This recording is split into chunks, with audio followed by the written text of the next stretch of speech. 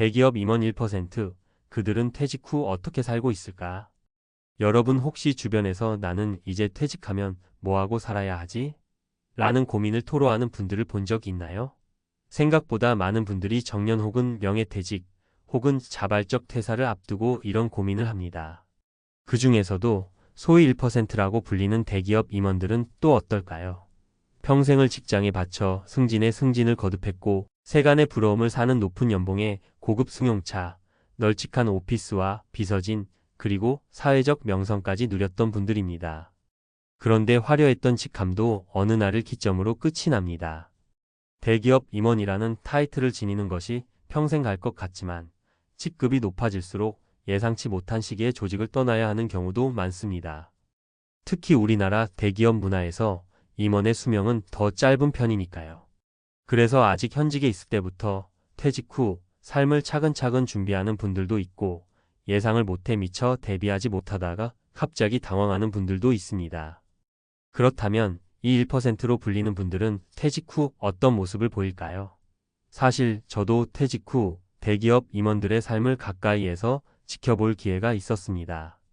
예상대로 잘 사는 분들도 많지만 의외로 힘들어하는 분들도 꽤 됩니다. 그러다 보니 대기업 임원이라는 커리어가 있으니 알아서 잘 살겠지라는 생각은 꼭 맞는 말이 아니더라고요. 정작 본인들은 퇴직 후 새로운 역할을 찾아 헤매거나 경제적 문제를 겪거나 심리적 공허감에 빠지기도 하거든요. 오늘은 이런 배경에서 대기업 임원으로 오랜 시간 재직했던 분들이 실제로 퇴직 후 어떻게 인생 2막을 보내고 있는지 이야기해 보려고 해요. 물론 이건 특정 개인의 삶을 단정 지을 수 있는 내용은 아니지만 그래도 현실적인 사례를 통해 우리도 함께 은퇴 준비에 대해 생각해 볼 수 있지 않을까 싶습니다. 김 전무의 재취업 도전기 하던 일이라면 쉽게 할 수 있을 줄 알았는데 먼저 김 전무 가명의 이야기를 들어볼까요? 김 전무님은 국내 굴지의 대기업에서 25년 넘게 재직했고 마지막 직책은 임원이었습니다. 연구개발 R&D 분야에서 시작해서 기술 전문가로 자리매김하며 그 경력을 바탕으로 임원 자리에까지 오른 케이스였죠. 본인도 퇴직 후에는 아마 작은 기업이나 스타트업에서 고문이나 자문 역할을 맡으면 되겠지라고 막연히 생각했대요.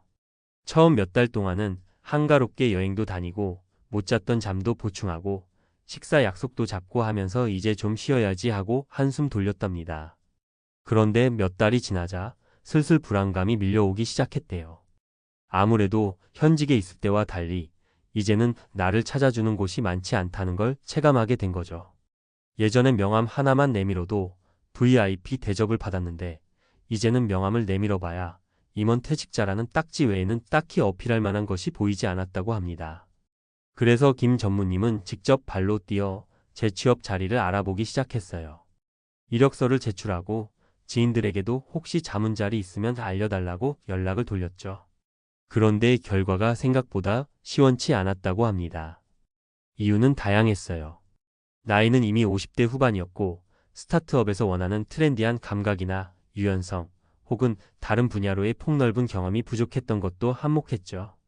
기술 전문성은 있지만 대기업의 안정된 환경에서만 오래 일했기에 새로운 문화나 빠른 변화를 맞닥뜨리는 스타트업 입장에서는 부담스러운 면이 있었나 봅니다. 결국 김 전무님은 재취업 대신 소규모 컨설팅 회사를 차리는 쪽으로 방향을 틀었습니다. 한동안은 사무실 월세부터 직원급여, 세금까지 직접 신경 써야 한다니 힘들긴 하다며 고충을 털어놓았지만 그래도 오래 몸담았던 업계 네트워크를 잘 활용해 어느 정도 자리를 잡는 모습이었죠. 이 사례를 통해 느낀 점은 아무리 대기업 임원 출신이라도 퇴직 후를 미리 준비하지 않으면 낭패를 볼 수 있다는 겁니다.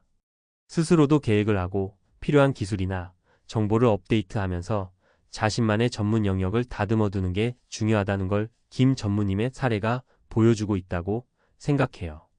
이 박 부사장의 창업 도전도는 있어도 경험이 부족했던 함정.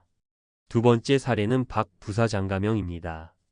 박 부사장님은 재무회계 분야의 전문가로 대기업 안에서도 금융 관련 의사 결정에 크게 기여한 분이었어요.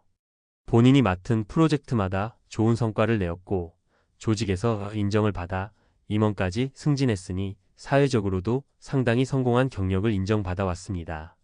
그런데 문제는 역시나 예고 없이 다가온 조직 개편이었죠. 회사가 대대적인 구조 조정을 진행하면서 임원진도 꽤 바뀌었습니다. 박 부사장님도 자연스럽게 명예퇴직을 권유받게 된 겁니다. 회사 내부에서는 임원이라면 퇴직금이 어마어마할 테니 앞으로 편하게 살 수 있겠지라는 식의 소문이 돌기도 했지만 정작 본인은 막막했다고 해요. 돈이 어느 정도 있는 건 맞는데 그렇다고 아무것도 안 하고 살기엔 남은 인생이 너무 길고 또 그만큼 활발히 움직였던 사람이 집에만 있을 수는 없는 노릇이잖아요. 결국 박 부사장님은 그간 쌓아둔 자본을 활용해 직접 사업을 해보기로 결심했습니다. 회사 다닐 때부터 언제 한번 자신의 이름으로 사업을 해보고 싶다는 꿈이 조금씩 있었거든요. 처음에는 무슨 업종에 도전해야 할지 몰라서 본인이 강점이 있는 재무 컨설팅 회사를 해볼까 고민했지만 이미 주변에 잘하는 업체들이 많은 데다 시장이 포화되어 있어 쉽지 않을 것으로 보였답니다. 그래서 아예 전혀 다른 분야인 외식업 쪽으로 방향을 틀었습니다. 외식업, 누구나 손님만 잘 모으면 되지 않겠느냐고 생각했지만 현실은 달랐습니다. 맛집을 찾아가고 메뉴를 기획하고 가게를 인테리어하는 것까지는 재미있었지만 실제로 운영에 들어가 보니 계곡 관리부터 직원 관리, 마케팅까지 모든 과정이 쉽지 않았다고 해요. 야간이나 주말에도 신경 써야 하니까 오히려 회사를 다니던 시절보다 더 바쁘고 스트레스가 심했다는 겁니다. 게다가 임원 시절처럼 시키는 대로만 하면 되는 직원들이 있는 것도 아니고 갑이 아니라 직접 의리되어 식자재 공급 업체나 건물주와 협상해야 하는 상황이 되니 여러모로 낯선 환경이었습니다. 결국 박 부사장님은 1년여 만에 외식업에서 손을 떼고 다시 본인이 잘하는 금융재무 분야 컨설팅을 소규모로 시작했습니다. 본인 이름값도 있고 업계 네트워크를 바탕으로 꾸준한 의뢰가 들어오니 이제는 비교적 안정적인 수익을 올리고 있다고 합니다. 이 사례가 보여주는 건 퇴직 후에는 내가 실제로 잘할 수 있는 분야인지 다시 한번 철저하게 따져봐야 한다는 점이에요. 자본이 좀 있다고 무턱대고 뛰어드는 창업은 실패 확률이 높을 수밖에 없죠. 임원이라도 창업이 결코 쉽지 않다는 걸 박 부사장님이 몸소 보여주셨습니다. 3위 상무의 마음 건강 우선 전략 화려한 명함 뒤엔 공허함이 있다. 마지막으로 소개할 분은 이 상무 가명입니다. 이 상무님은 대기업에서 인사 HR 쪽으로 오랫동안 몸담았던 분이에요. 임원이 된 뒤로도 회사의 인력 재배치, 조직 문화 개선 등에 적극적으로 참여하면서 회사 안팎으로 존경받는 리더로 통했습니다. 특히 말솜씨가 좋아서 사내외 강연 요청도 꽤 들어왔고요.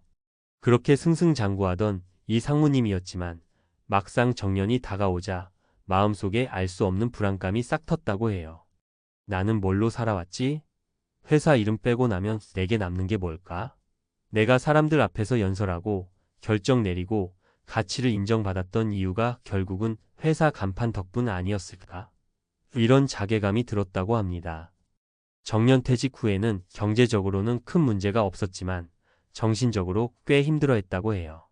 과거에는 아침에 눈을 뜨면 오늘 회의를 어떻게 이끌어가야 하지? 직원들의 불만 사항을 어떻게 해결해야 하지? 이런 생각으로 가득 찼지만 퇴직하고 나니 한순간에 그 고민거리가 사라져서 오히려 허탈했던 거죠. 주변에서는 어휴, 이제는 편안하게 쉬면서 여행도 다니고 골프도 즐기고 손주들하고 놀면 되겠네라고들 했지만 정작 본인은 정체성 혼란에 빠졌다고 합니다. 이 상무님이 찾은 해답은 바로 나의 마음 건강 돌보기였습니다. 이전에는 성과와 실적만 중요하다고 여기며 정신적 스트레스를 모두 억누르다시피 했는데 이제는 자신을 되돌아보는 시간을 갖겠다고 결심한 겁니다.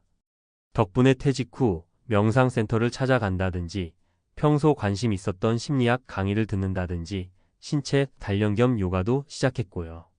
이제야 내 마음을 돌보는 법을 배웠다고 할 정도였어요. 또 인사 분야에서 쌓은 경험과 커뮤니케이션 역량을 살려 퇴직 임원이나 중장년층을 대상으로 강연도 하게 됐습니다. 직장에서의 성취감만으로 살았던 사람도 언젠가는 그 인정의 무대에서 내려와야 한다는 주제를 진솔하게 전하니 공감하는 분들이 많더라고요. 아무리 높은 직책을 지닌 사람도 결국 자신의 내면을 돌볼 시간은 따로 필요하다는 걸 이 상무님의 이야기가 알려줍니다. 퇴직 후 삶, 그들은 과연 행복할까? 위 세 가지 사례만 봐도 대기업 임원 출신이라고 해서 퇴직 후에 마냥 순탄한 것은 아니란 걸 알 수 있습니다. 재취업을 노려도 트렌드가 맞지 않을 수 있고 창업을 해도 새로운 분야라면 생각보다 쉽지 않을 수 있어요. 또 경제적 여유가 있다고 하더라도 정신적으로 어려움을 겪어 이제 나는 뭘 해야 하지? 라는 근본적인 질문에 답을 찾지 못하면 무기력감을 느낄 수도 있습니다. 그럼에도 불구하고 현직 시절부터 조금씩 준비를 해두면 그 충격을 훨씬 완화할 수 있다는 게 공통된 교훈이 아닌가 싶어요. 예를 들어 김 전무님은 재취업이 힘들어지자 컨설팅 회사를 차렸는데 미리부터 업계 트렌드를 살피고 새로운 인맥을 확보했더라면 더 수월했을 것입니다. 박 부사장님도 처음부터 자신의 전문성을 살린 컨설팅 사업에 뛰어들었다면 불필요한 시행착오를 줄일 수 있었겠지요. 그리고 이 상무님처럼 퇴직 전부터 자기 자신을 돌아보는 습관, 정체성이나 내면을 다지는 방법을 알았더라면 더 편안한 마음으로 퇴직 후 삶을 즐길 수 있었을 겁니다. 어쩌면 우리 모두에게 적용되는 이야기일지도 몰라요. 당장은 대기업 임원이 아니라 할지라도 나이가 들고 일선에서 물러나면 많은 것이 달라지거든요. 우리는 회사나 사회에서의 위치 혹은 남들이 주는 인정으로 자신을 평가하는 경향이 있습니다. 그런데 그 외부적인 무대가 사라졌을 때 나는 무엇으로 살아갈 것인가를 미리 생각해둬야 막상 무대가 없어져도 당황하지 않고 새로운 길을 찾을 수 있습니다. 물론 준비가 만능 열쇠는 아닐 거예요. 그래도 적어도 내가 가진 기술, 재능, 관심사, 그리고 앞으로의 사회적 동향은 어떤지 조금씩 공부하고 알아보는 것만으로도 큰 차이가 납니다. 개인적으로는 퇴직 후의 경제적 준비, 신체적, 정신적, 건강관리, 인간관계의 확장 등을 두루 챙기는 게 필요하다고 봐요. 큰 회사 임원이든 중소기업 직원이든 자영업자든 결국 모두 같은 인생을 살아가니까요. 대기업 임원으로 여러 해를 보내고 퇴직한 분들이 경험하는 여러 가지 에피소드는 우리에게 많은 시사점을 줍니다. 직장에서의 계급이나 명함 뒤에 숨어있던 개인의 고민이 얼마나 큰지, 또 인생 2막을 살아가는 데 있어 얼마나 자신만의 길을 찾아야 하는지가 그대로 드러나니까요. 여러분이라면 어떤 준비를 하시겠어요? 혹시 지금 일하는 조직 밖에서 나만의 콘텐츠, 나만의 가치를 만들기 위해 무엇을 하고 계신가요?